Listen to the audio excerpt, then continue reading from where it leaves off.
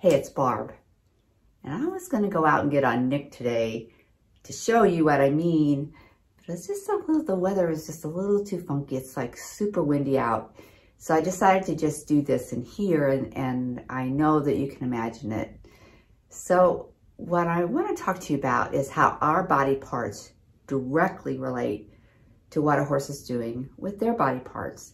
Now, the reason this is important is because it will help you when you watch your video, or even just think about your riding. If you're having trouble like with a horse, kind of, we call it dumping their weight on their front end and not staying on their hindquarters, it's really a good thing to see what you're doing with your body, because you so directly influence their body. And the correlation is body part to body part. So here's what I mean. Our eyes are directly related to our horse's eyes. Now, I'm sure you've heard for years, look up, look where you're going, and actually that also is connected to a high positive emotion. Like when our eyes are up, we feel better, but also our eyes are connected to our horse's eyes and to their direction. Now, I don't know how our horses know where we're looking, but they absolutely do, even if our head is in the same position.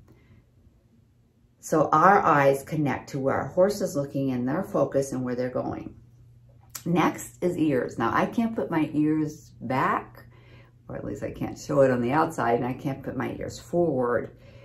And I'm not saying that a horse is listening to what we're hearing, but you can tell so much about where a horse's focus is by where their ears are. When their ears are forward, they're focused forward and often happy. One ear is one side, they're listening that way. Sometimes one ear is that way, the other ear is that way. And a horse's ears are back.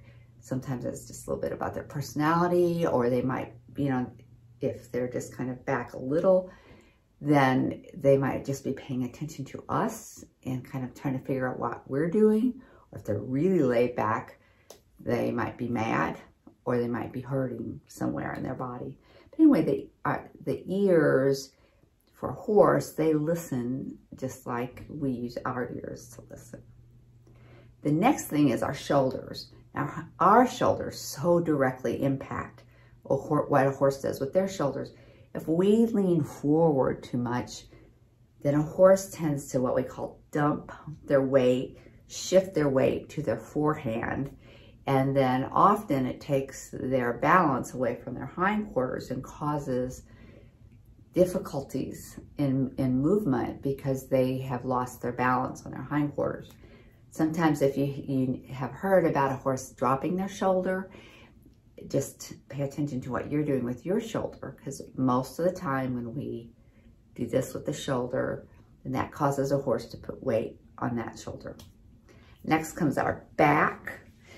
So if we are like this with our back all arched, then our horse tends to get hollow and not be collected and be kind of what we call strung out.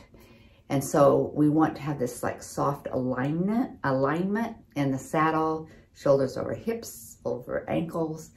And we want to have good posture, but have a softness in our back, because our back can move like up and, soft up and down with our horse as we are connected with our core. Which brings up my next piece, our backside, or our core, or back here, or our lower abdomen. That all connects to a horse's hindquarters. And when we stop, when we pivot, no matter what kind of turn, a cow turn or a spin, and I'm sure in the English world, there's certain kind of movements, and the hindquarters are the engine for a horse. The weight, we want that to be like the weight and the balance. So if we are upright, or if we're not steady in the saddle, then that's really hard for a horse to use their hindquarters. Next, we have a weighted hip. If one of our hips, more weight is on one side than the other side. Sometimes we want to do that consciously, sometimes not, but that is connected to a horse's hind leg. So whichever hip pocket you're putting more weight on is impacting that hind leg. And last but not least, our legs and feet. So our legs and feet cause motion with our horses, and our legs and feet are directly connected to their legs and feet. So that's why if you like lean your body forward, as you kick, kick, kick, and do like little tiny movements with your feet, and your shoulders are forward, then what's going to happen is you're going to have shifted, you're going to have given the horse contradictory signals and shifted weight on their forehand and not given your horse very good signals with your legs and feet. So it's just a simple tool, a simple way of relating. And if I'm having trouble with the maneuver, it's like, okay, Barb, look at yourself first. What are you doing with your body?